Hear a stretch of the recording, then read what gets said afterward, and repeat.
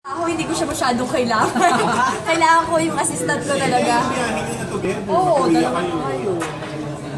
Someday po, sana. O halimbawa, jowa mo kasama mo, halimbawa, Valentine's Day, doon kayo magtabi. Perfect ang Korea. Hindi. Para sa ng Korea pa rin yung kamasama. Hindi po, hindi, syempre. Kapag work-related, pag if it's work-related, then that's part of my school. But if it's a private... Kung na kayo ni Joao sa Korea, saan mo siya dadalhin? Dadalhin ko siya sa Busan. Kapag cherry blossom festival. Ito Busan? Alam ko may zombie. Papakain ko siya dun sa mga zombie. Mag-train kayo.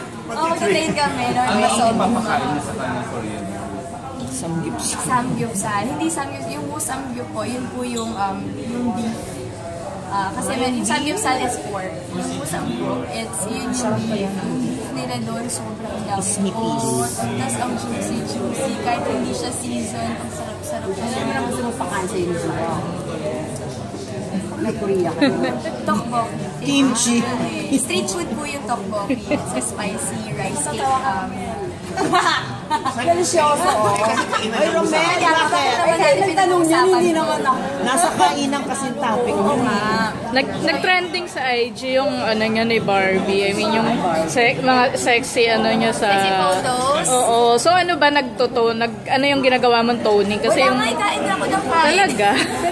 ang sikreto po dito ay angulo. Yun talaga ang pinakamalaking factor. Kailangan magaling yung photographer at tama yung angulo kinukuha ng para medyo... Thank you po. Ano yung mga lugar na napuntahan mo sa Negros? Di ba nag-Negros kayo? Probinsya po kasi namin talaga ang Negros. So, hometown po yan ng mommy ko, si Palay City in Negros Occidental. So, I'm Ilongga.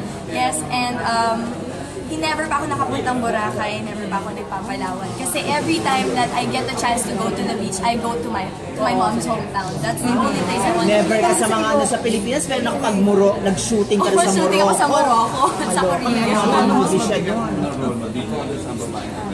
Babaeng allergic sa wifi.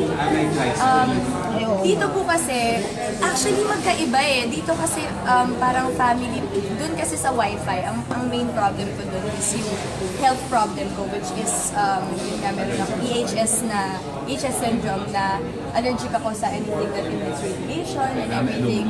Kailangan may aluminum foil ako sa ulo kapag lumalabas. So dito naman po, I think, ang mabigat dito is because pamilya na yung pinag-uusapan. So, kapag may isang bumagsak sa pamilya, parang lahat ng part ng pamilya na yun ay sumasama pa ba? Anong support mo naging problem? Dito at Manay. So, dahil ito yung pinakamalaking problema ko.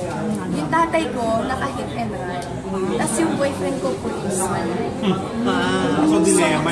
Kaya ka nagtanong? Oo, kaya tinatanong ko siya, ano mangyayari kapag naka-hit and run? Jail. So, jail. Eh, sa Korea, meron silang death penalty. So, an eye for an eye. So, most probably, yun yung pinakamalaking conflict sa utak ko na sasabihin ko ba dun sa boyfriend ko na nakapatay yung tatay ko?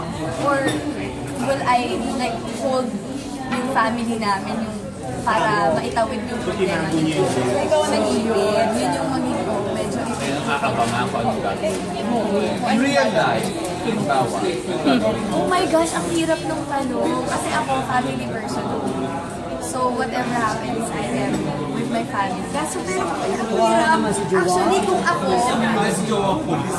ang tatanong in real life, hindi ko alam. Siguro, I'll cross the bridge when I get there. Pero napakahirap yung tanong. Pero kasi tinakasan mo eh. Nasa inyong dyan. So, Mas mabigat yun. So, medyo... Mas mabigat. Kwento ko. Kasi nasa trailer yung lahat ng sinasabi. Bilang ambassador, anong masasabi mo dun sa mga fans ng BTS na nang babash ng mga naging fan na lang ng BTS later on, na masyadong possessive sa... Alam mo, feeling ko, dahil isa tayo ng, kunyari, BTS Army ka, at isa tayo ng sinusuportahan, kunyari, huwag na nating i-bash yung mga bagong salta. I-appreciate natin na lalong lumalaki yung fandom at lalong lumalaki yung following at lalong maraming tao ang proud sa BTS at sa mga naging achievements. So, yun na ang masasabi ko, imbes na mag-away-away pa, ayun na, may common ground na BTS, yung love nyo for the Korean group na na talagang nagpa-persevere. Pero aware ka doon? Andrea. Aware ka doon na nambabash yung ibang mga nagsasabing ano? Hindi po ako masyadong aware dun sa issues. But if I would say something, yun nga, that's just, yun kasi yung problema sa social media. Na ang dami-daming nagsasabihan, at ang daming nagsasalita na, di ba,